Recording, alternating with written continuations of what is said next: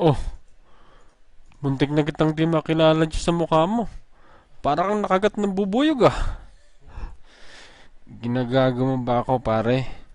Kita mo nang nagulpi na nga yung tao eh. May gana ka pang biruin akong nakagat ako ng bubuyog. Bakit nalilitan ka ba sa akin?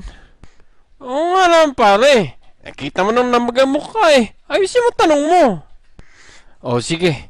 Totoo ba yung sinabi ng trainer mo na natay ka daw sa salwal mo? Di naman, sobra naman yun. Grabe naman yun. Di naman ako natay sa salwal ko. Inaamin ko, naihi ako pero natay. Kahit tingnan nyo brief ko. Ano ba naman yung tanong mo? Sobra naman yan. Ayusin mo, ayusin mo. Ikaw Robert, ikaw tong nagsabi na natay itong si Margarito. Ba't mo naman sinisiraan tong bata mo? Di naman pala siya natay, naihilang daw. Sinungaling ka, gago ka.